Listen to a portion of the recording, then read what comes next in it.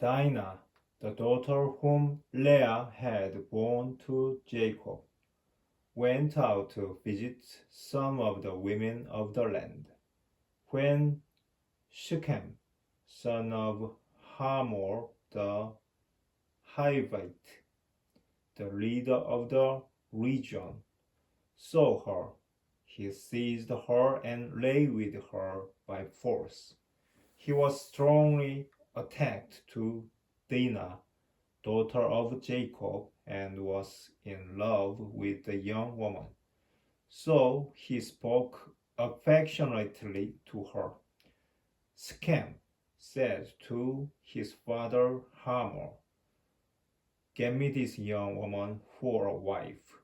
Meanwhile, Jacob heard that Shechem had defiled his daughter Dinah, but since his sons were out in the field with his livestock, Jacob kept quiet until they came home. Now Hamor, the father of Shechem, went out to discuss the matter with Jacob, just as Jacob's sons were coming in from the field. When they heard the news, the men were indignant and extremely angry. Shechem had committed an outrage in Israel by lying with Jacob's daughter. Such a thing is not done. Hamor appealed to them, saying, "My son Shechem has his heart set on your daughter. Please give her to him as a wife. Intermarry with us, give your daughters to us, and take our daughters for yourselves. Thus you can live among us.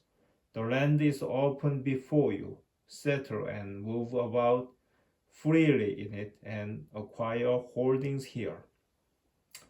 Then Shechem appealed to Dinah's father and brothers. "Do me this favor, and whatever you ask from me, I will give. No matter how high you set the bridal price and gift, I will give you whatever you ask from me. Only give me the young woman as a wife."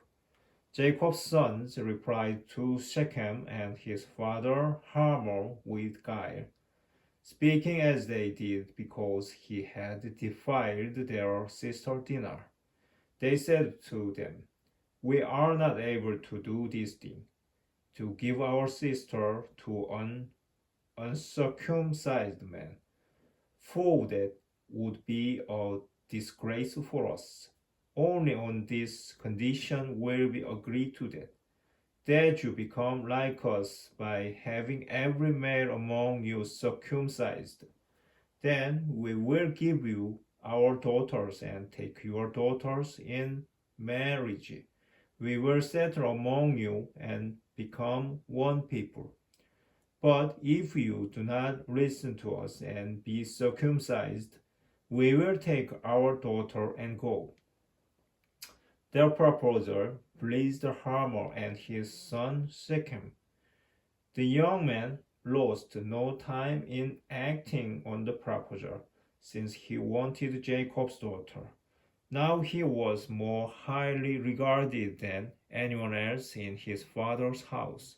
So Hamor and his son Shechem went to the gate of their city and said to the men of their city, "These men are friendly toward us. Let them settle in the land and move about in it freely. There is ample room in the land for them. We can take their daughters in marriage and give our daughters to them. But only on this condition will the men agree to live with us and form one people with us, that every male among us be circumcised as they themselves are. Would not their livestock, their property, and all their animals then be ours? Let us just agree with them, so that they will settle among us." All who went out of the gate of the city listened to Hamor and his son Shechem. and all the males, all those who went out of the gate of the city, were circumcised. On the third day, while they were still in pain, two of Jacob's sons, Simeon and Levi, brothers of Dinah, each took his sword, advanced against the unsuspecting city, and massacred all the males. After they had killed Hamor and his son Shechem with the sword, they took Dinah from Shechem's house and left. Then the other sons of Jacob followed up the slaughter and sacked the city because their sister had been defiled. They took their sheep, cattle, and donkeys, whatever was in the city and in the surrounding country. They carried off all their wealth, their children, and their women, and looted whatever was in the houses. Jacob said to Simeon and Levi, "You have brought trouble upon me by making me repugnant to the inhabitants of the land. The Canaanites and the Perizzites I have so few mended. If these people unite against me and attack me, I and my household will be wiped out."